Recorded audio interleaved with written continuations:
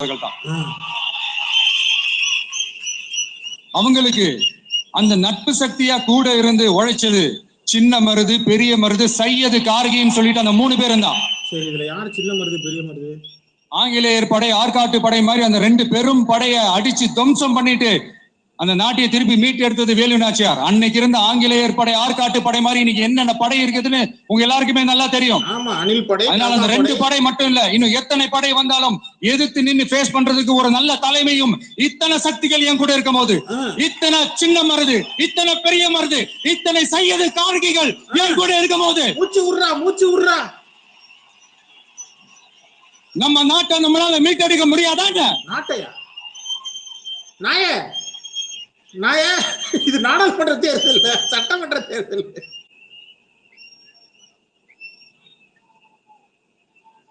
மறந்துட்டான், மறுபடியும் பேப்பர் நோண்டுறான். அதுவும் இந்த படை, நம்மளுடைய இந்த டிவிகே படை நட்பு சக்தி இருந்தாலும் இல்லைனாலும் தனியாவும் நின்று கெத்தா ஜெயிக்கிற அளவுக்கு ஒரு மிகப்பெரிய படை. எல்லாம் சிரிச்சுங்க. 2026 பிகினிங்ல சரியா. அதுலயும் ரொம்ப முக்கியமா இன்னைக்கு இந்த கூட்டத்துக்கு வரலனாலும் நான் அந்த போர்ல நடந்த அந்த கதை மாதிரி கட்ஸான குயில்கள் நிறைந்த பெண்கள் படையும் நம்மளோட இருக்கிறாங்க. குயில்களா? அந்த பெண்கள் படையை பார்த்துதான் அரசியல் அரங்கமே அதிர்ந்து போயிருக்குது. ஒரு ஆளே இல்ல பெண்கள் படை. எல்லாரும் ஒரு நிமிஷம் எனக்காக எந்திரிச்சு நில்லுங்களேன் ப்ளீஸ். நான் சொல்றதை கொஞ்சம் ரிப்பீட் பண்ணுங்க. இந்த 2026 சட்டமன்ற தேர்தல்ல நாம எல்லாரும் உண்மையாக உழைப்போம், சத்தியமாக உழைப்போம், உறுதியாக உழைப்போம், ஒற்றுமையாக உழைப்போம். தேங்க்யூ. Please sit down. என்ன ஸ்கூல் அசெம்பிளி பிரேயர் மாதிரி சொல்லிக்கிட்டு உங்களோட இந்த வார்த்தையை நான் மனப்பூர்வமா நம்புறேன். நான் ஏற்கனவே சொன்ன மாதிரி இந்த வரப்போற தேர்தல் இதுவரைக்கும் தமிழ்நாடு பார்த்திராத ஒரு வித்தியாசமான தேர்தல். நம்மளுடைய படை வரிசையும் அப்படிதான், ஒரு பவர் பேக் ஃபோர்ஸ். இவ்வளவு நாள் இதை நாம மட்டும் தான் சொல்லிட்டு இருந்தோம். இப்ப கொஞ்சம் கொஞ்சமா வெளியில சொல்ல ஆரம்பிக்கிறாங்க. நீ மட்டும் தான் சொல்லிட்டு என்னடா இந்த விஜய் கூட இருக்கிற ஃபோர்ஸ பார்த்தா சாதாரண ஃபோர்ஸ் மாதிரி தெரியல, மிலிட்டரியோட பெரிய ஃபோர்ஸா இருக்குது, வரப்போற எலெக்ஷனை கணிக்கவே முடியல, அப்படி இப்படின்னு சில குரல்கள்லாம் கேட்க ஆரம்பிக்குது. கணிக்கவே முடியலன்னு அவங்க வேணா சொல்லலாம், ஆனா மக்கள் ஆல்ரெடி கணிச்சு முடிச்சுட்டாங்க. அவங்க மனசை நல்லா புரிஞ்சு வச்சிருக்கிற நமக்கு அது நல்லாவே தெரியும். அதனால இந்த எலெக்ஷன் ரிசல்ட்டுக்கு அப்புறம் இந்த தீய சக்தி கிட்ட இருந்தோம், இந்த ஊழல்வாத அடிமை சக்தி கிட்ட இருந்தோம், தமிழ்நாட்டை மீட்டுட்டோம்னு உறுதியா அறிவிப்போம். அதுல எந்த மாற்று கருத்து கிடையாது. அதனால என் நெஞ்சில் குடியிருக்கும் தோழர்களே, தோழிகளே,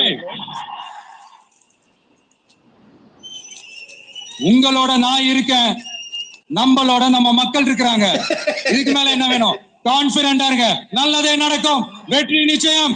மீண்டும் சந்திக்கும் வரை நன்றி, வணக்கம்.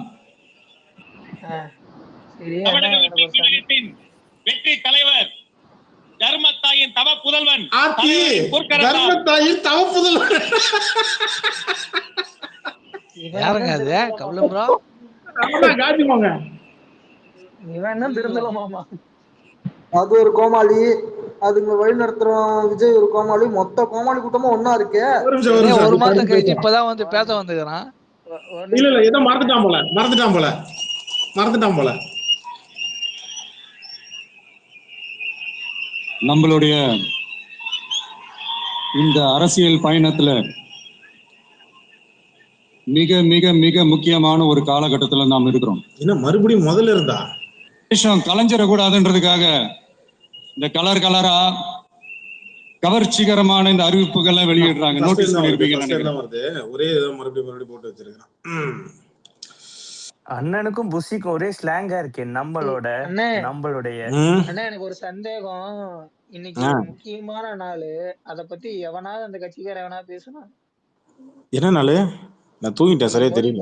இன்னைக்கு மொழிப்போர் ஈகேர் நாள், இன்னைக்கு மொழிப்போர் தியாகிகளுக்கான நாள். இந்த இந்தி திணிப்பு போராட்டங்களை இறந்தாங்கல்ல, இத கடைபிடிக்கிற ஜனவரி 25 மொழிப்போர் தியாகிகள் நாள், மொழிப்போர் ஈகியர் நாள்னு சொல்லிட்டு எல்லா கட்சியும், திமுக, அதிமுக, நாம் தமிழர்னு சொல்லிட்டு இந்த மாதிரி எல்லா கட்சியுமே இன்னைக்கு அந்த நாளை இது பண்றாங்க, அனுசரிக்கிறாங்க. இந்த நாள் ஏதாவது பண்ணுச்சு?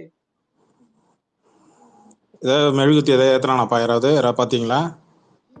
ஏதோ அது பூ போட்ட மாதிரி வீடியோக்கு ஐயா போட்டிருந்தாங்க. ஐயா அது வந்து அவங்க 5 பேருக்கு போட்டது. யாருக்கு? விஜய்க்கு, புசி ஆனந்துக்கு, சிடி நிர்மகுமார், அருண் ஐயரசுக்கா? அதை சொல்லல, நான் அந்த கொள்கை தலைவர்கள் 5 பேர் வச்சிருக்காங்க. ஆனா ஆ, ஆடியோ ஆ, வந்துருச்சு. ஆ, ஆ, ஆ. ஓ, ஆ, ஆ, ஆ. அண்ணே ஆடியோ வருது. அண்ணே வர. இருங்க. இப்ப கட்டாயிடுச்சு. இல்ல அவங்க 5 பேருக்கு தான் பூ போட்ட மாதிரி நானுமே போட்டோ பார்த்தேன். ஆனா இந்த மொழி போர் தியாகிகள்னு ஒண்ணு வந்துச்சு, அத பத்தி இந்த நாய் எதுவுமே பேசல. அவன் இன்னைக்கு எதுக்காக இந்த கூட்டம் போட்டான்னு நினைக்கிறேன் சொல்லட்டும். வேற வேலை பொழப்பு இல்ல. மேட்ரு என்ன தெரியுமா? லாஸ்ட் இப்ப இந்த 1 மந்த் அவன் டெல்லிக்கு போய் குத்து வாங்குறான் இல்லையா, உள்ள லட்டி விட்டு ஆட்டுறானுங்க இல்லையா. ஆமாண்ணே. எனக்கு வலிக்கல, எனக்கு அழுத்தம் கொடுக்கல, இந்த பாரு நான் கூட்டணி வைக்க மாட்டேன், இல்ல அதான் நான் அழுத்தம் தனியா தான் நிக்க கொடுக்கலைன்னா போறேன். பிஜேபி பேரை சொல்லாமே பிஜேபி பேரை மென்ஷன் பண்ணல. அதுதான் இதுல கூட அதுதான் நான் ஜனநாயகன் படத்துக்கு வாயிறப்பல பாத்தீங்களா? அவன் என்ன சொல்ல ட்ரை பண்றான்னா, இந்த இந்த நிகழ்ச்சியே வந்து எல்லாருக்கும் என்ன மெசேஜ்னா, அதுக்குதான் அவன் ஆடியோ நான் நீங்க ப்ளே பண்ண. நான் ஆக்சுவலி முன்னாடியே பார்த்துட்டேன், தூங்கி எந்திரிச்சோன்னா முத வேலையை அதுதான் பார்த்தேன்னு வச்சுக்கோங்க. ஆனா இவன் அந்த மெசேஜ் என்ன இன்டைரக்டா கன்வே பண்ண ட்ரை பண்றான்னா, எனக்கு யாரும் அழுத்தம் கொடுக்கல, இத பாருங்க நான் வந்து தனித்து கூட தான் நிப்பேன், யாராவது வந்தாங்கன்னா கூட்டணி வைப்பேன், யாரும் வரலன்னா நான் தனியா நிப்பேன் அப்படின்னு அவன் சொல்லாம சொல்றான். புரியுதா? 234 தொகுதியில கேண்டிடேட் போல இருக்காங்க. ஆனா ஆமா, இன்னொரு இன்னும் நம்ம புசி யாரும் ஆனந்தோட வரலன்னா தனிச்சு தான் நிக்கணும். கடையை கூட்டு விரிச்சு வரலன்னா என்ன அர்த்தம்? அதுக்கு தனிச்சு தான் இல்ல நின்று ஆகணும். இல்ல அசோக் சார், எனக்கு புரியல. இன்னொரு பிரச்சனை இருக்கு. ஏதாவது ஒரு கட்சி பாக்கி இருக்கா என்ன கூட்டணி வைக்கிறதுக்கு? இப்ப புதுசா எம்ஜிஆர் அதிமுக ஏமி లేదు. டோல்கேட் முருகன் தான் இருக்கிறாப்புல. டோல்கேட் கூட அந்த பக்கம் போயிடுவோம். இல்ல இல்ல அவர் ஆல்ரெடி திமுக கூட்டணியில இருக்காரு. அவருக்கு ஒரு ஆமா, வேல்முருகன் ஆல்ரெடி கூட்டணியில இருக்காப்புல அசோக் சார். அவர்லாம் போக கருணாசு, மாட்டாரு. வேல்முருகன், அப்புறம் கொங்கு மண்டல கட்சி. கொஞ்சம் சண்டை இருந்தது. சரி, வேற யாரும் இல்லையா? இல்ல இல்ல, அது அந்த போன வருஷம் ஸ்டாலின் பிறந்த நாள் ஏதோ ஒரு விழா ஒண்ணு நடத்தினாங்க. அப்ப 25 கட்சியை உள்ள மேடையில கூட்டு வந்து உட்கார வச்சாங்க. ஆமா, அதை வச்சுதான் நான் கன்ஃபார்மே பண்ணேன். ரைட்டு, இவன் போற ரூட்டு வேற மாதிரி இருக்கு அப்படின்னு நான் முடிவு பண்ணேன். இப்ப இங்க அதிமுக கூட்டணி கன்ஃபார்ம் வாங்க விஜய். எனக்கு வந்து என்னன்னா, அங்க ஆப்ஷனே இல்ல உனக்கு. என்னமோ ஆப்ஷன் இருக்கிற மாதிரி இங்க மேடையில பேசுறியே, என்ன ஆப்ஷன் உனக்கு இருக்கு? எனக்கு தெரிஞ்சு நீ தான் போகணும் கூட்டணி. உன் கூட எவனும் இப்ப கூட்டணி வர்றது எல்லாம் ஆல்ரெடி போய் செட்டில் ஆயிட்டான் எல்லா கட்சியும். இல்லைங்க, இல்லை கபிலம் ப்ரோ, இப்போ நான் வந்து ஜெயிக்கிறேன் தனியா நிக்கிறேன்றது நீ எப்போ தெரியுமா சொல்லணும்? கட்சி ஆரம்பிக்கிற பாரு, வந்தா வாங்க, இல்ல நாங்க தனியா நிப்போம், அந்த மாதிரி வந்து இல்ல தனியா தின்னு இவரு சிஎம், இவனுக்கே தெரியும் தனியா நின்று சிஎம் ஆக மாட்டேன் அப்படின்னு. தமிழ்நாட்டுல என்ன எந்த கூட்டணி வச்சா கூட ஆக மாட்டாருங்க. அது உண்மைதான். சொல்லுங்க விஜய், வணக்கம். இதுல கூட அவன் ஜனநாயகன் படத்தோட இஷ்யூவை பத்தி பேசவே இல்லை பாத்தீங்களா? அது எப்படி பேசுவான்? சொல்லுங்க, கையில பேசுங்க. கேக்குது. வைபிஸ்மி ஒரு நிமிஷம், அவர் ஏதோ கை தூக்கிட்டு இருக்காரு, சொல்லுங்க. நான் ஒரு ஒரு 2 நிமிஷம் மட்டும் எனக்கு கொடுத்துருங்க, நான் பேசிடுறேன். பேசுங்க. ஓகே. இப்போ அரசியல் நடவடிக்கையில ஒரு கோமாளியா வந்து விஜய் இருக்கு அப்படிங்கிறது எல்லாருக்கும் தெரியும். யாரும் ஒன்றும் புதுசா இதை வந்து பேச வேண்டிய அவசியம் கிடையாது. ஆனா ஜனநாயகன் படத்துக்கு ஏற்படுகிற பிரச்சனை வந்து வெறும் விஜய்க்கு ஏற்படுகிற பிரச்சனையா வந்து சுருக்கிறானுங்கல்ல.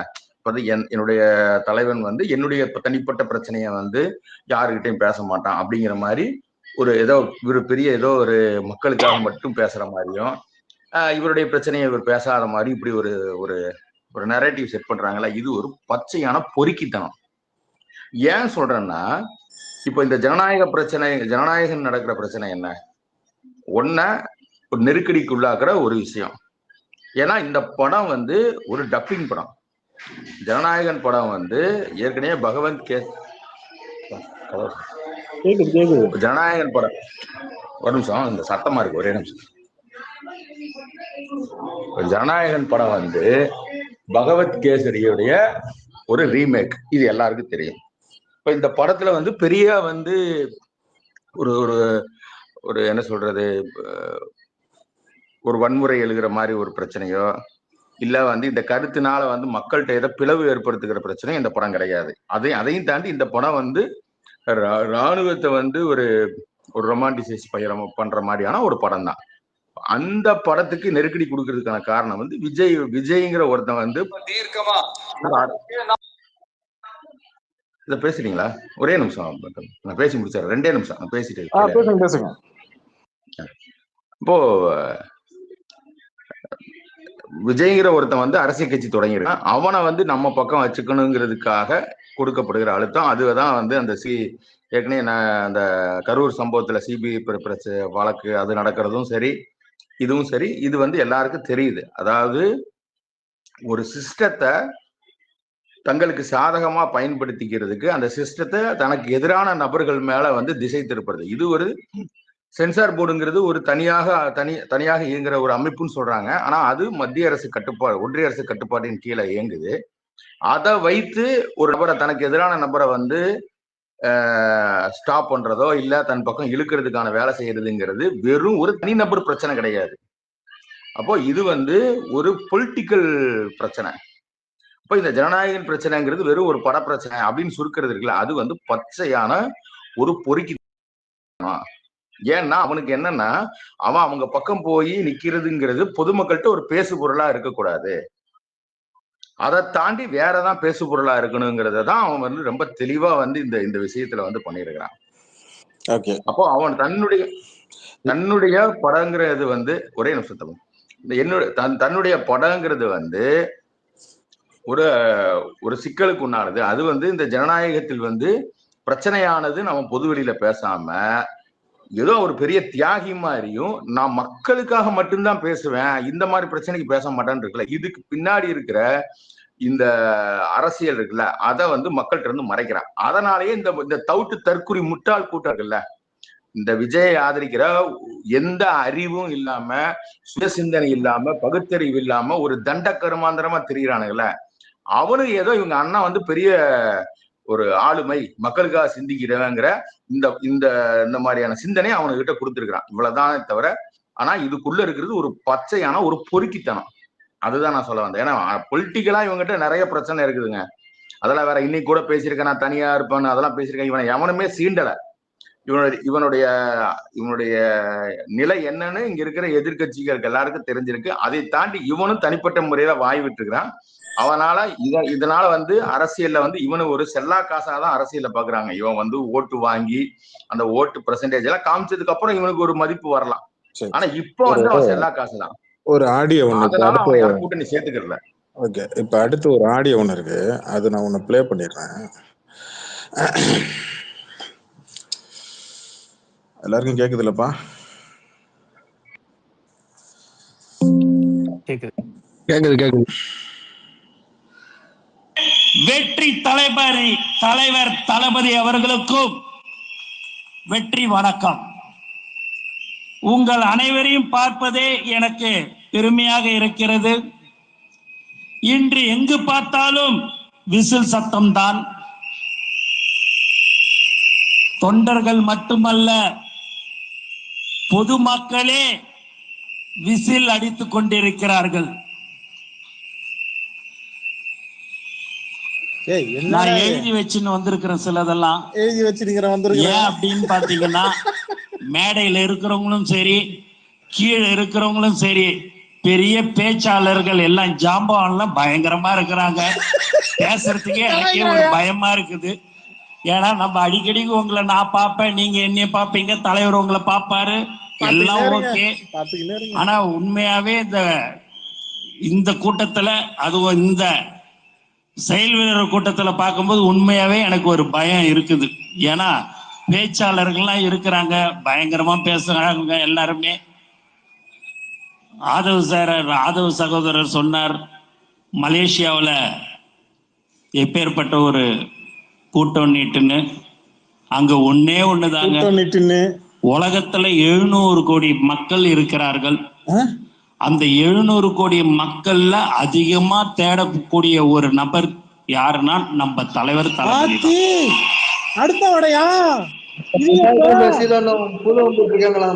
அந்த 14 மலேசியாவில் மக்கள் வந்து அந்த நிகழ்ச்சிக்கு கலந்து கொண்டார்கள். அந்த 14 மணி நேரத்துல எப்பெல்லாம் தலைவருடைய முகத்தை ஸ்கிரீன்ல காட்டுறாங்களோ அந்த சத்தம் உலகத்துல வேற யாருக்குமே இந்த நேரத்துல நான் சந்தோஷம் கொள்கிறேன். ஏன் என்று சொன்னால் அந்த அளவுக்கு என்ன சார் இட்டுக்குன்னு போயிடுன்னு இருங்க, அடுத்தது அண்ணன் உடந்து கேட்ட ஒருத்தன் பேசிருக்க, அதை கேட்டுருவா, அதான் ஹைலைட்டா. தோழர்களையும் நேசிக்கக்கூடிய ஒரே தலைவர் நம்ம தலைவர் தளபதி தான். மொத்தம் 3,42,000 என்னது பதவிகள் தலைவர் அவர்களால் நியமிக்கப்பட்டு இருக்கிறது. 1,00,000 பதவி நாளைக்கு நாளன்னைக்குள்ளார அந்த 3,42,000 நாளைக்குள்ளார அந்த 1,00,000 பதவியும் நிரப்பப்பட இருக்கிறது. என்ன பக்கெட்ல தண்ணி இங்கே கடந்த 32 வருடமாக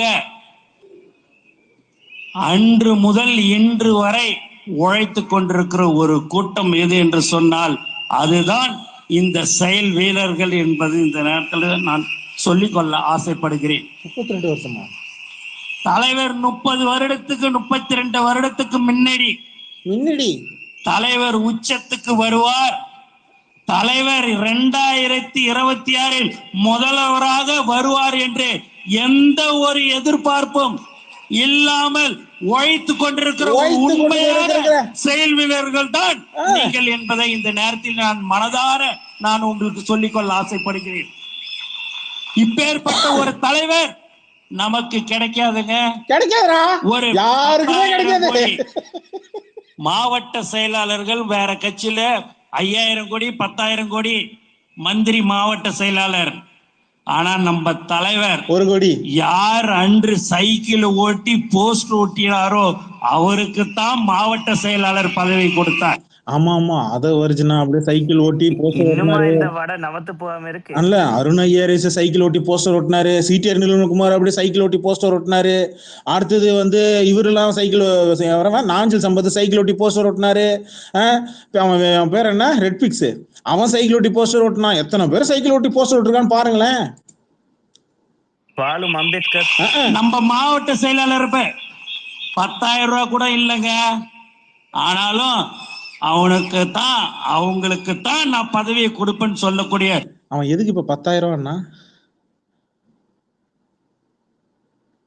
புரியுதா? அந்த சோப் போட்டு இருந்த சீனுங்கெல்லாம் பார்த்து அப்ப எப்படிங்க இது இல்ல அசோக் சார் கவனிச்சிங்களா? அவன் 10,000 ரூபாய் கூட இல்ல அப்படின்னு சொல்றான், கவனிச்சிங்களா? ஆமா ஆமா, உண்மையான தலைவர் நம்ம தலைவர் தளபதி. நம்ம கிட்ட 1000 கோடி 500 கோடி 100 கோடி 50 கோடி எந்த கோடியும் வேணாங்க.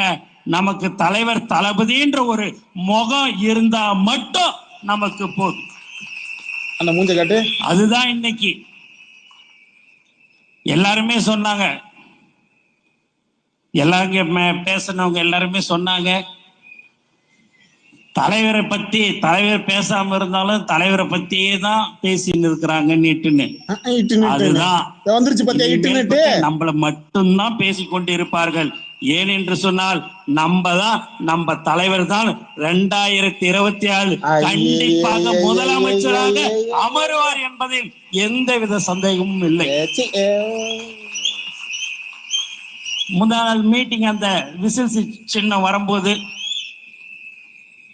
மீட்டிங்ல நான் முடிச்சுட்டு வரும்போது ராஜ்மோகன் அண்ணன் வந்து விசில் சின்னம் வந்துருச்சிங்க அப்படின்னாரு. ஆனா இருக்காதுண்ணே, அது இன்னும் 2-3 நாள் ஆகும் பிறகுண்ணே அப்படின்ற மாதிரி சொன்னேன். இல்லைண்ணே எல்லாரும் செய்தி அனுப்பிச்சிருக்கிறாங்க, எல்லாம் அனுப்பின்னு இருக்கிறாங்க, சரி சரி அப்படியே விட்டுருங்கண்ணே அப்படின்னு சொல்றதுக்குள்ளாரியே நம்மளுடைய தமிழ்நாட்டுல நம்மளுடைய சின்னத்தை 5 நிமிஷத்துல செவுத்துல வரைஞ்ச ஒரே கட்சி தமிழக வெற்றி கழகம் மட்டும்தான். சுமார் தமிழ்நாட்டுல 12,497 கிராமங்கள் இருக்கிறது.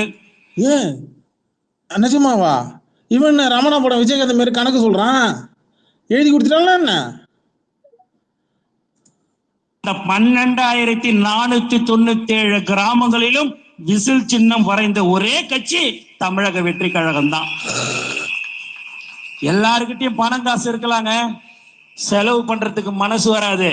ஆனா தளபதியுடைய தோழர்கள் காசு இருக்குது இல்ல, என் தலைவனுக்கோசம் எதையும் செய்வேன், இப்ப எதுவாக இருந்தாலும் செய்வேன் சொல்ல கொடுக்கிற ஒரு உண்மையான செயல் வீரர்கள் தான் நீங்கள்.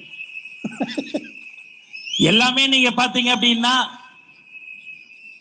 பணம் இருக்கும், மனசு வராது.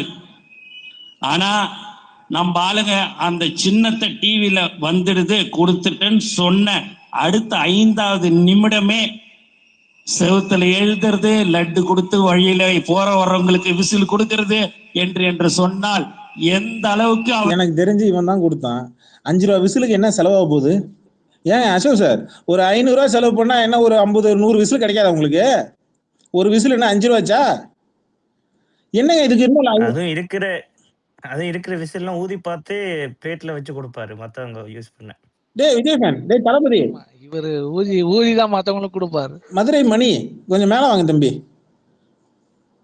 மதுரை மணி இந்தாங்க, இன்வைட் ஸ்பீக் கொடுத்துருக்குறேன், வரீங்களா? என்றென்றும் தளபதி வழியில் உழைத்திட உயர்த்திட உன்னால் முடியும். என்னத்தை உயர்த்திட உன்னால் முடியும், என்னத்த முடியும்னு தெரியல. இது வரைக்கும் ஒன்றும் படத்தை ரிலீஸ் பண்ண முடியல. நேசிக்கிறார்கள் என்பதை இந்த நேரத்தில் நீங்கள் தெரிந்து கொள்ளலாம். ஏங்க இவன் ஸ்பீச் முழுசா போடணுமா வேணாமா?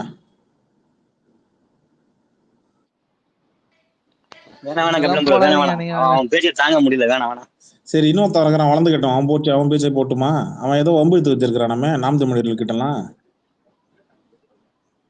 கூப்பிடுங்க. ஏங்க உலக அரசியல்லாம் கதை சுத்துவாங்க கபிலம் ப்ரோ. ஜிப்சின்ற மாதிரிங்க. அசோக் சார் போன தடவை ஒரு டயலாக் விட்டான், ஞாபகம் இருக்கா? தைரியம் தான் தொடரா பார்ப்போம், வீட்டை பூந்து தொடரா பார்ப்போம். நான்ல செய்வீங்களா? உங்களுடைய அறிவாலயத்தில் நான் கேட்கிறேன், இன்னைக்கு பெரிய தைரியங்கிறவன் அன்னைக்கே சொல்லணும் கபிலம் ப்ரோ. 4 நாள் கழிச்சு இல்ல தைரியம் இருக்கிறவன் எனக்கு இந்த மாதிரி அழுத்தம் கொடுத்தாங்க, அந்த மாதிரி கேட்டாங்க அப்படின்னு அடுத்த நாளே பேசல, இல்ல அன்னைக்கே வந்து பேசணும். டெல்லியில கூப்பிட்டு போனா பேச வேண்டியதானே, யார் ஒண்ணு தடுத்தா? அவனே மைக் வச்சுன்னு வரா, நீ ஓடுற. இந்த வளர்ந்து கட்டவன் என்ன பேசுறான்னு பார்ப்போம். ஏதோ திமுக வறண்டு எடுத்து வச்சிருக்கான் போல இருக்கு. திமுகவையும் நாம் தமிழரையும் ஏன் வைக்கல இது வரைக்கும்? உங்க அப்பா கலைஞரோட சிலை வச்சிருக்கீங்க, ஏன் பெரியார் சிலையும் அம்பேத்கர் சிலையும் அறிவாலயத்தில் வைக்கலை? இதை சொல்லுங்க பெரியாரிஸ்டுக்கெல்லாம்.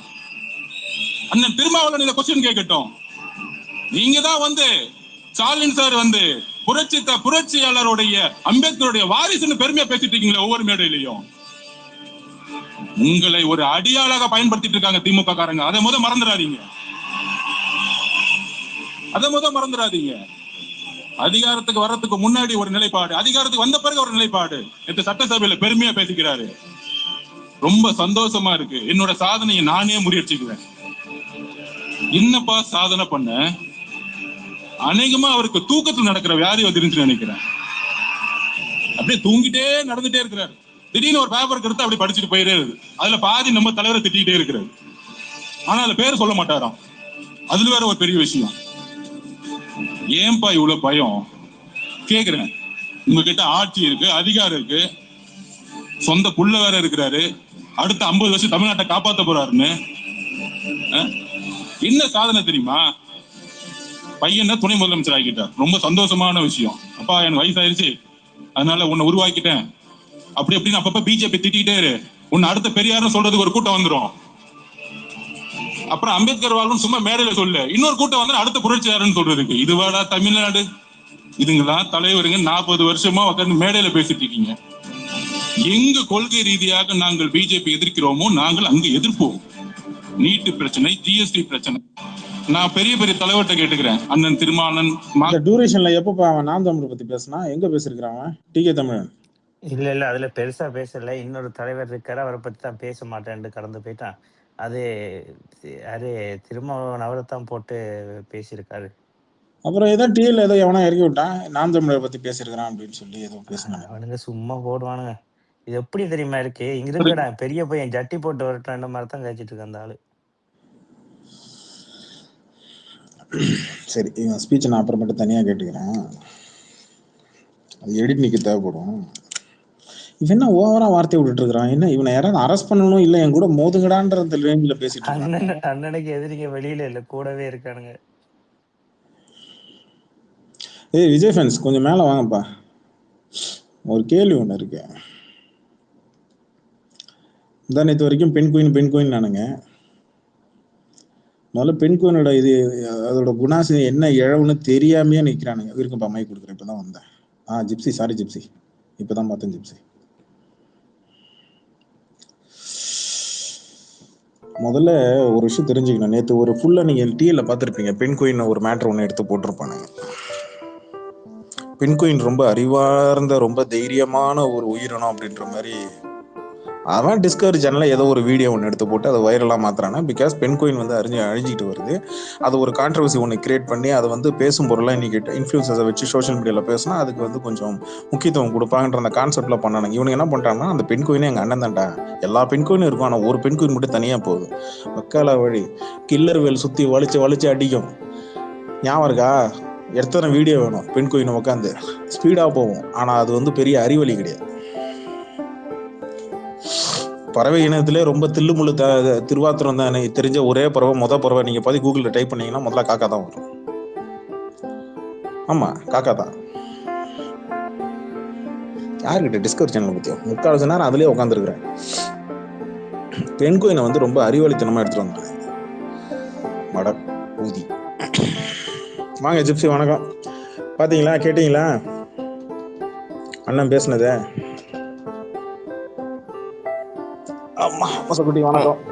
வணக்கம் ப்ரோ. பின்னாடி மியூசிக் போகுது. வணக்கம். மியூசிக் போதா? ஒரு நிமிஷம் ஆஃப் பண்ணிக்கிறேன்.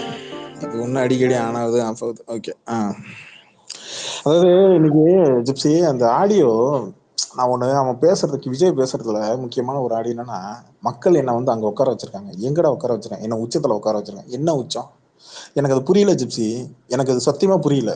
கபிலன் அவர் திட்டாதீங்க கபிலன். 4 மணிக்கு அந்த ஆடியோ தான் கேட்டு கபிலன் எனக்கு அழுத்தமா இருக்கு அப்படின்னு சொல்லி கேட்டேன். கபிலன் நல்ல தூக்கம், ஆழ்ந்த தூக்கம். இப்பதான் கபிலன் எழுந்தேன். அழுத்தத்தை கேட்டுட்டு 2 நிமிஷம் மேல கேட்கல. என்னன்னு ஏது கேட்டீங்கன்னா நான் தெரிஞ்சுப்பேன். ஒரு வழியில ஜிப்சி நான் இப்பதான் ப்ளே பண்ணேன். அந்த ஆடியோல வந்து இன்னைக்கு போட்ட கூட்டத்துல வந்து இல்ல நீங்க எல்லாரும் உழைக்கணும், ஒத்துமையா இருக்கணும், நான் வைக்கிற வேட்பாளர் யாரும் நீங்க எதிர்த்து பேசக்கூடாது, எல்லாரும் வாயை முட்டு நவ துவாரத்தையும் மூடிட்டு கம்முன்னு இருக்கணும், அப்புறம் வந்து நீங்க வந்து இது பண்ணக்கூடாது, எதிர்க்க கூடாது, உழைக்கணும், பூத் கமிட்டி இன்னும் 3 மாசம் தான் இருக்கு, 2-3 மாசம் கூட இல்ல, எலெக்ஷன் வந்துடும், எல்லாரும் நல்லா உழைக்கணும், உண்மையிலேயே என் மேல உங்களுக்கு அன்பு இருக்குன்னா என் மேல நீங்க உழைக்கணும், மக்கள் என்ன எங்க கொண்டு வந்து வச்சிருக்காங்க தெரியுமா? எங்க உச்சத்துல. என்ன உச்சத்துல பாத்தியா? என்ன வந்து அதனாலதான் எல்லார் வீட்லயும் நான் இருக்கிறேன், எல்லார் வீட்லயும் நான் கொண்டாடுறாங்க அப்படின்னு இவனா சொல்லிட்டு இருக்கிறான் ஜிப்சி. எனக்கு செல்ஃப் ரேஸ் வந்து நெறியாளர் இருக்கான் இல்லையா, அந்த காஜி மோகன் இருக்கான் இல்லையா, காஜி மோகனோ இல்ல புசி ஆனந்தோ இல்ல அந்த வளர்ந்து கெட்டவனோ, இவனுங்க பேசுறத கூட ஓரளவுக்கு சரி சகிச்சுட்டு காதல வாங்கிடலாம் ஜிப்சி. ஆனா இவனை பத்தி பெருமையா பேசிக்கிறான் ஜிப்சி. நீங்க இந்த சமீப காலமா இந்த வாட்டர் கேட்டீங்களா ஜிப்சி? அவன் பேசும்போது பின்னாடி உட்காந்துருக்கானுல தற்கொலை போல, அவனுக்கு முகக்கட்டையெல்லாம் நீங்க பாருங்களேன், ரியாக்ஷனே இல்லாம உட்காந்துருப்பானு. முகத்துல எந்த விதமான ரியாக்ஷன் அவனுக்கே நல்லா இல்ல.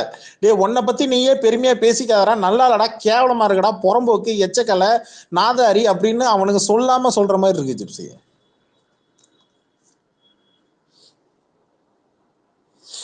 நீங்க சமீப காலமா இந்த வாட்டர்மெலன பேச்செல்லாம் கேட்டீங்களா? ஆமா, 2 ஒண்ணுதான், எந்த வித்தியாசம் இல்ல.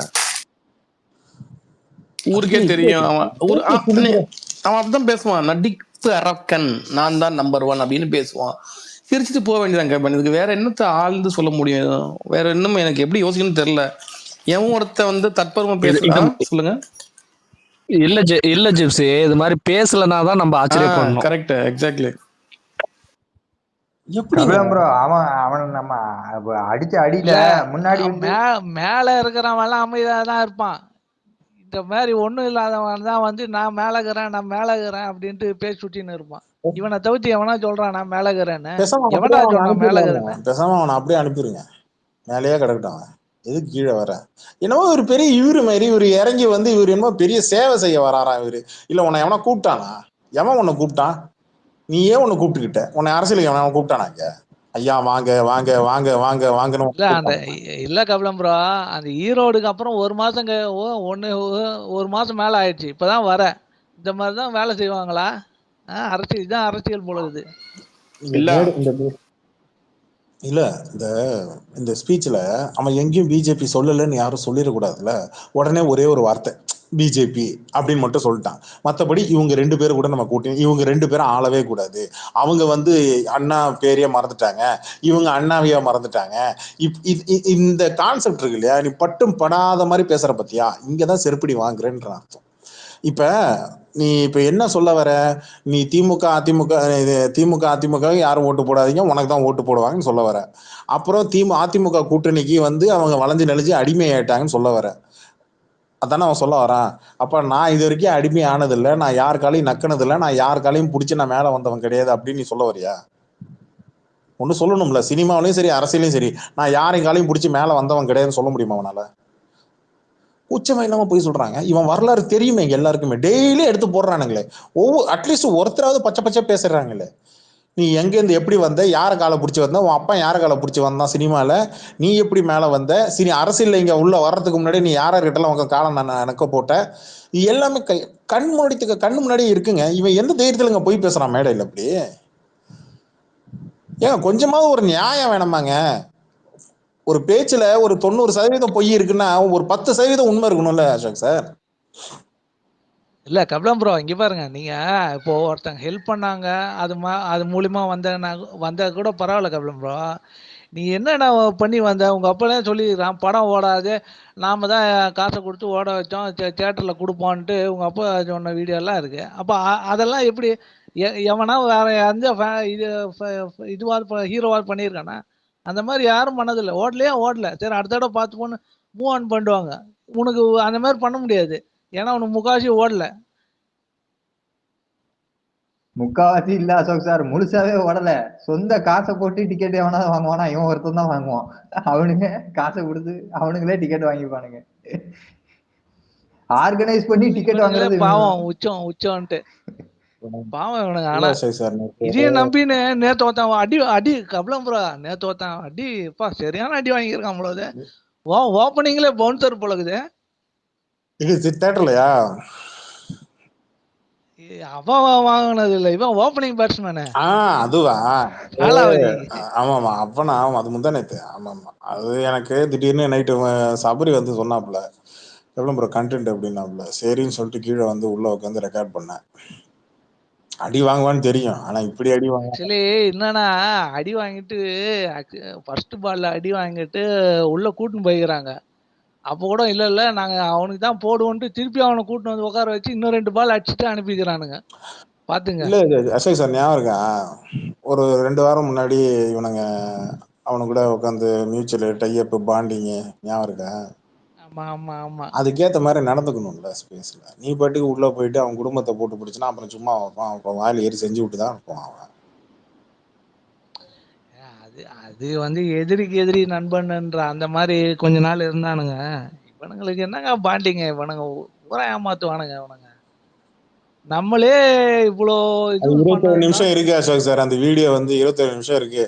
நானா பண்ண வீடியோல கொஞ்சம் கொஞ்சமா அப்படியே போடுங்க. இல்ல, அதை நான் சுருக்கி உள்ள இருக்கிற கண்டென்ட் மட்டும் தான், ஃபுல்லா கெட்ட வார்த்தை தான் இருக்கும். சரி அதுல சுருக்கி தான் நான் 2.5 நிமிஷம் மொத்தமா 5 நிமிஷமா இறக்கி விட்டேன். நம்ம கிரேசி பாய் இருக்காருல்ல, அவர்கிட்ட ஃபுல் வீடியோ அனுப்பி விட்டேன், நீங்க யூஸ் பண்ணீங்க, இறக்கி விட்டுருங்க, ஒரு 5 பாட்டா இறக்கி விட்டுருங்க அப்படின்னா ஒரு 3 பாட்டு இறக்கி விட்டேன். கிரேசி பாய் கொஞ்சம் அதான் ஒரு 3 வீடியோ போட்டிருந்தாரு கிரேசி பாய். அதுல இருக்கிற நான் சுருக்கி தான் உட்காந்து அதுல இருக்கிற உள்ள இருக்கிற கண்டென்ட், கேள்வி பதில், அதுக்கு பதிலுக்கு இது பண்ணது போட்டதுதான் நான் சுருக்கி போட்டு விட்டேன். இருக்கு மொசகுட்டி கூட 22 நிமிஷம் ஃபுல்லா இறக்கி விட்டுனேன். வாயை திறந்துச்சா மொசகுட்டி? இல்லையே கபிலம் ப்ரோ, எப்போ போய் டெலகிராம் ஓபன் பண்ணி பாருங்க. ஓகே.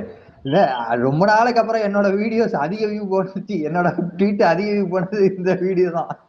இத்தனைக்கு எம்பெட் பண்ணி தான் போட்டேன். அவன் அடி வாங்குறது யாரு எல்லாரும் பார்த்து ரசிக்க தான் செய்யறாங்க. எஸ்பிரி காலாவதியானவன்.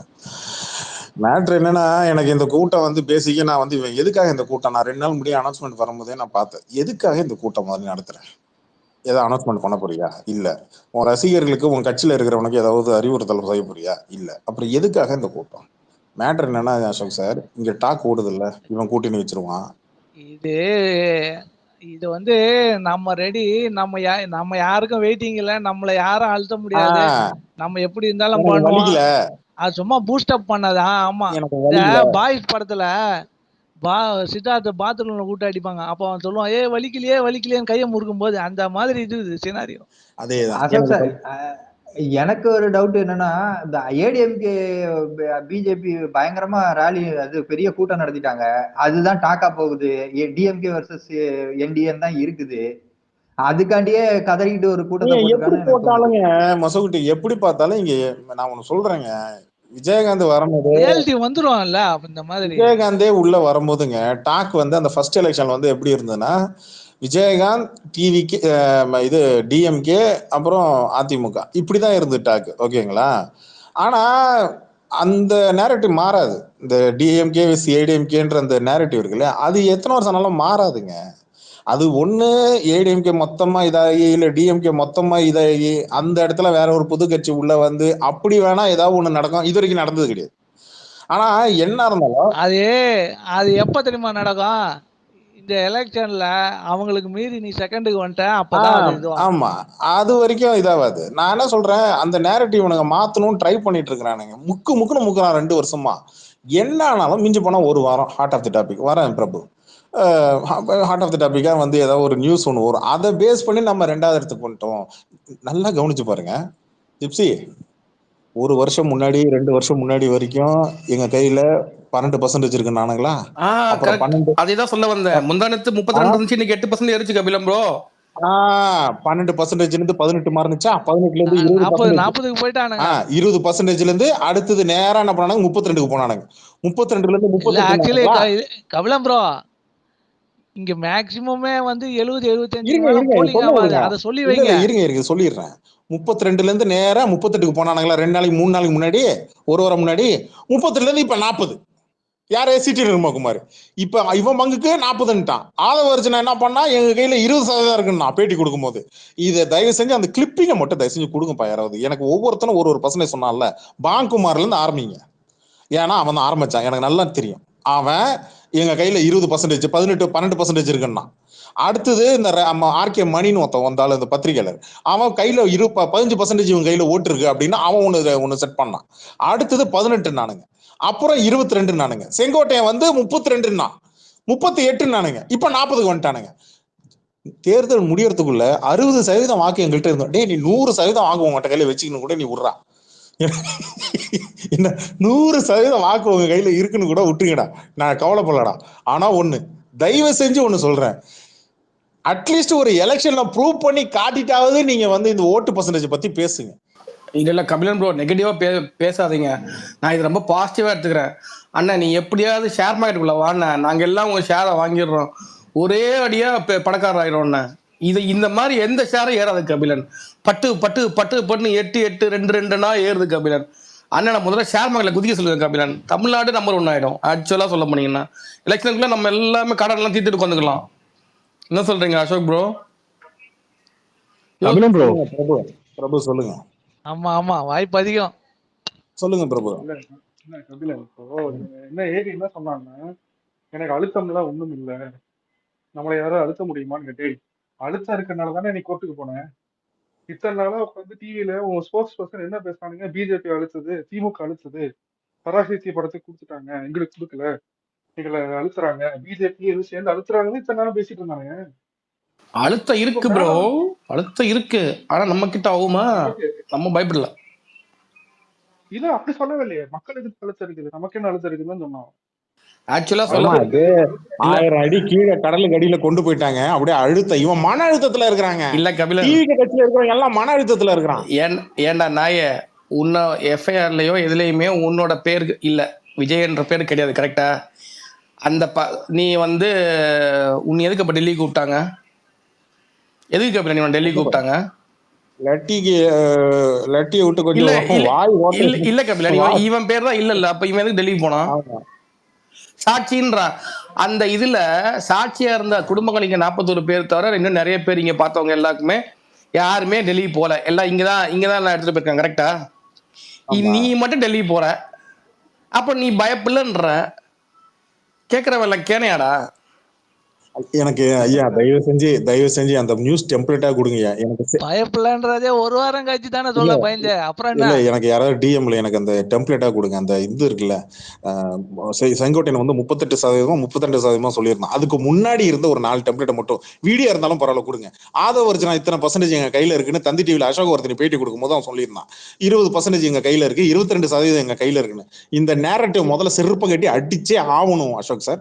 இதை நான் போட்டே ஆகணும். இல்லைன்னா இவனுங்க 40ல நாளைக்கு 45க்கும் போவானுங்க. எலெக்ஷன் வரும்போது இவனுங்க இன்னும் ஒரு மாசத்துல 45% எங்களை ஓட்டு இருக்கும்பா, அடுத்து 50% ஓட்டு இருக்குன்பா.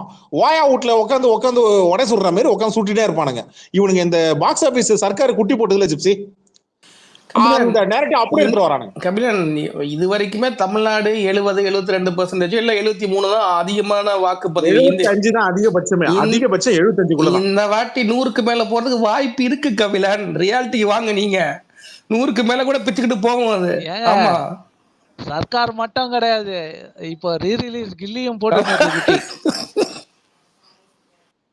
அததான் சொல்ல வந்தேன். டைம்ஸ் ஆஃப் இந்தியாவோட பேஜை ஃபேக்கா கிரியேட் பண்ணிட்டு அதுல வந்து 40% ஓட்டு இருக்குன்னு ஆரம்பிச்சு விட்டுட்டு இவனுங்க பாக்ஸ் ஆபீஸ் கலெக்ஷன் ஃபேக் பண்ற மாதிரி இது ஓட்டை ஃபேக் பண்ணிடலாம்னு பாத்துட்டு இருக்கானுங்க. பாக்ஸ் ஆபீஸ்ல 1000 வரை சொல்லலாம். ஞாபகம் இருக்கா, நான் அந்த திமுக காரங்கள்ட்ட நான் அப்பவே சொன்னேன், இங்க பாருங்கயா, இவன் பாக்ஸ் ஆபீஸ் உட்காந்து சர்க்காருக்கு எப்படி பன்னிக்குட்டி 18 குட்டி போட்ட மாதிரி இவன் குட்டி போட்டு இங்க ஊரை ஏமாத்தினானோ உங்களுக்கு தெரியாது, எங்களுக்கு தெரியும் இவனுங்களை பத்தி. இவனுக்கு எப்படி எந்தெந்த நேரத்துல எப்படி திணிச்சா உட்காந்து மோத்த மாத்துவானுங்க, எப்படி எல்லாம் டைலாக மாத்துவானுங்க, எப்படி எல்லாம் வடை சுடுவானுங்கன்னு இவனுங்களை பத்தி எங்களுக்கு தெரியும்னு நான் சொன்னேன். ஆனா என்ன பண்றீங்கன்னா, முக்கால்வாசி அரசியல் கட்சிங்க நீங்க என்ன பண்றீங்கன்னா, அவங்களை கூப்பிட்டு அவனுக்கு கேள்வி கேட்கிற மாதிரியும், நீங்க அதுக்கு பதில் சொல்ற மாதிரியும், நீங்க கேள்வி கேட்கிற மாதிரியும், அவங்க அதுக்கு பதில் சொல்ற மாதிரியும் அவனுங்கிட்ட நீங்க ஒரு லாஜிக்கோடவே நீங்க வந்து சண்டை போட்டு இருக்கிறீங்க. தயவு செஞ்சு அதை நிப்பாட்டுங்கன்றான். இவனுங்க வாயிலே வடை சுடுறவனுங்க நாங்க சும்மா சொல்லல. இங்க ரஜினி ரசிகர்களும் அஜித் ரசிகர்களும் சும்மா சொல்லல. அது நீங்க கண்ணாலே இப்ப நீங்க பார்க்கலாம். அந்த நேரட்டிவ் அவன் செட் பண்ண ட்ரை பண்றான். இப்பவே முடிச்சுக்கோங்க. இவங்க செஞ்ச தப்பு தெரியுமா அசோக் சார், ஜிப்சி? இவனை அரெஸ்ட் பண்ணிருக்கணும். கரூர் அன்னைக்கு மேட்டர் அன்னைக்கு அரெஸ்ட் பண்ணி ஒரு எஃப்ஐஆர் போட்டிருக்கணும். இவங்க செஞ்ச தப்பு அதான். ஆமா, இவனுக்கு எல்லாம் பரிதாபெல்லாம் ஒன்றும் வராது, நமக்கு இன்னும் ஹாப்பியா தான் இருக்கும். இவனை அரெஸ்ட் பண்ணி எஃப்ஐஆர் போட்டிருந்தா அப்ப தெரிஞ்சிருக்கும். அது பண்ணாதனாலதான் இப்ப இந்த பேச்சு பேசிட்டு இருக்கு. எனக்கு அந்த கிளிப் தயவு செஞ்சு சொல்றேன், கெஞ்சி கேட்கறேன், எனக்கு யாராவது லிங்காவது கொடுங்க, நான் எடுத்துக்கிறேன். அதை எப்படி போய் சர்ச் பண்ணி நானும் தேடி பார்த்தேன் ஜிப்சி, எனக்கு கிடைக்கல. அவன் ஆதவர்ஜனா வந்து அசோகவர்தனி கிட்ட பேசிட்டு இருக்கும்போது அந்த கிளிப்ல ஒன்று சொல்லுவான் 22%. அதுக்கு முன்னாடி இந்த பேங்க் மாதிரி இந்த ஆன்லைன்ல இருக்கிற இந்த புறம்போக்குங்க அபியூசர் நாய்ங்கெல்லாம் என்ன பண்ணிச்சிங்கன்னா, எங்களுக்கு கையில 10% இருக்கு 12% இருக்குன்னு ஒரு செட் பண்ணானுங்க. அடுத்தது அதை அப்படியே ஊடகங்கள்ல கொண்டு போய் விவாதங்கள்ல பேசும்போது அது ஓயாலமணி இந்த டிவிகே ரமேஷ் அப்படியே கொண்டு போய் அங்க கக்கணும். அடுத்து மெல்ல மெல்ல மெல்ல மெல்ல மெல்ல பாத்தீங்கன்னா 12-22 மாறுனுச்சு. 22 அண்ணாமலையில வந்து ஏலம் விட மாட்டாங்க. 10-12 ஆகும், 12-18 ஆகும், 18-22 ஆகும், 22 32 ஆச்சு, 32 38 ஆச்சு, 38 இன்னைக்கு 40 நிக்குது. நாளைக்கு இன்னும் கொஞ்ச நாள்ல பாருங்க 45 ஆயிடும். 45% எங்க கையில ஓட்டு பேங்க் இருக்குன்னு எவன்டா சொன்னது? நாங்க தானே சொன்னோம். அப்புறம் நான் அசிங்கமா வாயில ஏதாவது வந்து வண்டே வந்துடும். சூடு சொரண வெக்கமான சூடு சொரண சோறு தான் திங்கிறான்னு விஜய் ரசிகனும் உண்மைன்னா டே காட்டுங்கடா, ப்ரூஃப் எடுத்து காட்டுங்கடான்னா அதை காட்ட மாட்டான். டைம்ஸ் ஆஃப் இந்தியா உட்காந்து எடுக்காத போல நாங்க எடுத்த மாதிரி உட்காந்து ஃபேக் ஐடி கிரியேட் பண்ணி நான் இன்னைக்கு நேற்று டைம்ஸ் ஆஃப் இந்தியாவே செருப்ப கட்டி அடிச்சிட்டான். அவனே ஓப்பனா போட்டான். இது நாங்க போல் நடத்தல. இந்தியா டுடே இதுக்கு முன்னாடி ஒரு 1.5 மாசத்துக்கு முன்னாடி இந்தியா டுடே செருப்பால் அடிச்சான். நாங்க இந்த போல் நடத்தல, ஞாபகம் இருக்கா? இந்தியா டுடே போட்டாங்க. ஆமா ஆமா, நாங்க இந்த போல் நடத்தல. அவன் நியூஸ் சேனல்ல ஓப்பனாவே சொன்னான், இந்த போல் நாங்க நடத்தல, இந்தியா டுடே பேர்ல இங்க வந்தது பொய் அப்படின்னு சொல்லி அவங்களே அனௌன்ஸ்மெண்ட் பண்ணானுங்க. எவ்வளவு கேவலமான எச்சத்தனை! சத்தியமா சொல்றேன், திமுக அதிமுக கூட மோசமான பயில வேணுங்க, மட்டமான பயில வேணுங்க. மானகட்ட நாய்ங்க, எச்சங்களை புறம்போக்கு. நல்ல வயிற்றுல பிறந்திருந்தா உண்மையா பேசிருக்கணும். நல்ல வயிற்றுல பிறக்காதவனதான் இவனுங்க எல்லாம். நீங்க எமோஷனல் குறையுங்க, மிஞ்சி போனா கெட்டவத்துல திட்டுவீங்க, அதை அவனுக்கு பழகி போச்சு, வாங்கிக்கிறானுங்க, அவ்வளவுதான். எந்த கட்சியும் இவனோட கீழே கேவலம் கிடையாது. ஆக்சுவலா அவ்வளவு கேவலமானவனுங்க இவனுங்க. அரசியல் பேசுறேன்னா நீ அரசியல் பேசணும். ஒரு பொண்ணு வந்து நேத்து வந்து அந்த புள்ள யாரு அந்த வைஷ்ணவி வந்து பெண் குயின் ஏதோ ஒண்ணு போட்டு அது ஒரு எடிட் ஒண்ணு போடுது, அது கையில பக்கெட்டை விட்டு எடுத்து போடுறான். இப்ப பதிலுக்கு அது பக்கத்துல வந்து கீழே வந்து இப்ப நான் காலையில இருந்து நான் பெண் குயின் ஒரு எடிட் ஒண்ணு போட்டேன், ஞாபகம் ஜிப்சி. அது ஏன் போட்டேன் நிறைய பேருக்கு இங்க ஐடியா இல்லை. நேத்து 2 நாள் முழுக்க ட்ரெண்ட் முழுக்க பாத்தீங்கன்னா பெண் குயின் தான் இருந்தது. அவனுங்க பெண் குயினை காட்டி அட்லீஸ்ட் நாங்க ட்ரையாவது பண்ணணும், மதன் கறி வாயால ஒழுக்க அவன் எடுத்து பேசினான். அவன் நான் அதுக்கு தான் கேட்டேன், அதுக்குதான் லெட் இட் பி ஃப்ரைன்னு போட்டு விட்டேன், பெண் குயின் ஃப்ரையாவே இருக்கட்டும். நானே கேக்குறேன், சேகுவாரோட பொண்டாட்டி எதுக்குடா சொல்றீங்க?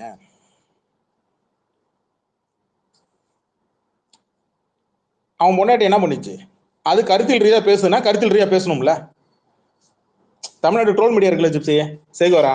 ஆமா ஆமா, கேள்விப்பட்டேன். அவன் ஒய்ஃபை போட்டு அபியூஸ் பண்ணிட்டு இருக்கானுங்க. அவனை போயிட்டு உட்காந்து இதுல போயிட்டு மிரட்டுறானுங்க. எங்களை பத்தி இன்னைக்கு பாத்தீங்கன்னா நியூஸ் 24 கிட்ட போயிட்டு என்ன நீ எங்களை பத்தி எல்லாம் தப்பா பேசுறதெல்லாம் பேசக்கூடாதுன்றானுங்க. ஒத்தா நீ கட்சியில பொறுப்புல வர்றதுக்கு முன்னாடியே நீ இவ்வளவு சுத்து கொழுப்பு எடுத்து சுத்துறீங்கன்னா விஜய் புண்டாமவனுங்களா, நாளைக்கு பவர்ல வந்தீங்கன்னா எவ்வளவு என்ன ரவுடித்தனடா பண்ணீங்க புண்டாமவனுங்களா, ஒக்கால ஓடி மேல வாங்கடா. அவ்வளவு பெரிய புண்டையாடா நீங்களா, நீயும் அவ்வளவு பெரிய மயிரா நீங்களா. தமிழ்நாட்டுல விஜய் ஃபேன்ஸ் எல்லாம் மயிர் புடிங்க ஆட்டிடுங்களா? ஆம்பளை ஒரு ஆத்தாப்பனுக்கு பிறந்து வந்தா மேல வர வாடா, சூடு சொரண ஒருத்திலுக்கு ஒரு அப்பனுக்கு தான் பிறந்தீங்கன்னா மேல வரா. இதுக்கு மேல மானங்கிட்ட போறதுமா என்னடா கேட்க முடியும்? போய் பொம்பளை போய் வச்சு நோண்டிட்டு உட்காந்துருக்கிற வக்கு இருந்தா அங்க பொம்பளை கிட்ட போய் உட்காந்து அரசியல் பேசு. வக்கு இருக்கா? இல்ல பாவடை வாங்கி கட்டிக்க. அவனுங்க பொம்பளை கிட்ட தான் போவானுங்க, ஆம்பளை கிட்ட எல்லாம் வரவே மாட்டானுங்க. விசில் அடிச்சுக்கிட்டு உட்காந்து நடு ரோட்ல உட்காந்து பஸ் நிப்பாட்டிட்டு உட்காந்து இருக்கிற எச்சக்கல்ல நாய் அதை உட்காந்து வீடியோ எடுத்து போட்டா என்ன பெரிய மயிலாடா நீங்களா? என்ன அப்படியே வெட்டி கிழிச்சிருவீங்களா? கபிலம் ப்ரோ, அவனுங்க ஆக்சுவலா பிரபலமாகிறது தானே அதை பண்றானுங்க. அதை போட்டா ஏன் அவனுக்கு வந்து அது வந்து வலிக்குதுன்னு எனக்கு புரியவே இல்லை. உன் அண்ணன் ஒரு தேவடியா பையன், உன் கட்சி ஒரு தேவடியா பயிலுத.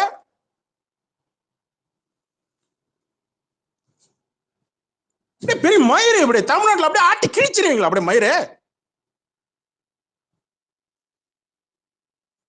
பொண்டாட்டி வச்சு வாழ வக்கு இல்ல அது புண்டைங்க. பாருங்க ப்ரோ, இப்பதான் கோவால வீடு வாங்கியிருக்கேன், சும்மா பேசாம இருங்க. பொண்டாட்டி வச்சு வாழ வக்கு இல்ல. பொண்டாட்டி எங்கடா ஊர்மைய விட்ட நாய்ங்க, பத்தா மேல வாங்கடா அறுத்துற. இன்னைக்கு எவனும் பேசக்கூடாதான், பேசினா அறுத்து தள்ளிடுவானுங்களா அவனுங்களாம் புண்டாம அவனுங்களா. வராதுக்கு மேல டாபிக் புண்டாம விஜய்னு போட்டுருவா ஜிப்சி. கபிலன் ப்ரோ, இப்போ இந்த டைம்ஸ் ஆஃப் இந்தியா, இந்த இந்தியன் டைம்ஸ் இதெல்லாமே வந்து ஒரு ரெகக்னைஸ்டான ஒரு நியூஸ் சேனல் தானே. இப்போ எங்களோட சேனல்ல வந்து இந்த மாதிரி ஒரு ஃபேக் அஜெண்டா பண்ணியிருக்கிறதுனால நாங்க ஒரு ஆக்ஷன் எடுக்கிறோம் அப்படின்னு சொல்லி எதுவும் பண்ண முடியாதா ப்ரோ? அது இந்த பத்திரிகையாளர்களா, எது இந்த டைம்ஸ் ஆஃப் இந்தியாவா? நார்த் இந்தியாவில் ஒரு பாலிடிக்ஸ் ஒன்று இருக்கு தெரியுமா உங்களுக்கு? அங்கே பிஜேபி எடுத்து நீங்கள் பேசுனீங்கன்னா கூட்டியை வளைச்சி வச்சு அவன் பேர் என்ன அர்ணவ் கோஸ்வானின்னு ஒருத்தன் சுற்றிட்டு இருந்தான், டைம்ஸ் நவன் ஒருத்தன் சுற்றிட்டு இருந்தான். ஓவராக பேசினான்னு சொல்லிட்டு வாயை உடச்சி என்ன பண்ணி விட்டானுங்க, சேனல்லேருந்து வெளில துரத்துற அளவுக்கு பண்ணி விட்டானு. அவன்லாம் போனால் பிஜேபிகிட்ட காசை வாங்கிட்டு அவன் போயிட்டு அங்கே வந்து ரிப்பப்ளிக் சேனல்னு சொல்லி ஒன்று ஆரம்பித்தான். அப்போ பிஜேபிகிட்ட இதை போய் வாய வச்சானுங்க. அப்போ அரெஸ்ட் பண்ணி உள்ளே தூக்கி வச்சு இடி ரைடு என்னென்னமோ போட்டு சிபிஐ இன்வெஸ்டிகேஷன் போட்டு பயங்கரம் பண்ணான். அவனுக்காக அவன் உள்ளே தூக்கி வைக்கும் போது அவன் பொண்டாட்டியும் அங்கே இருக்கிறவங்க தான் ஃபுல்லாக இங்கே ஆன்லைனில் உட்காந்துக்கிட்டு அப்புறம் சோஷியல் மீடியாவில் உட்காந்துக்கிட்டு நான் இது பண்ணுறேன் அது பண்ணுறேன்னு ஏகப்பட்ட ப்ராபகண்டா பண்ணேன். நம்ம ஊரில் சன் டிவிக்கும் ஜெயா டிவிக்கும் எப்படி ஒரு சண்டை வருமோ அந்த மாதிரி அங்கே புரியுது.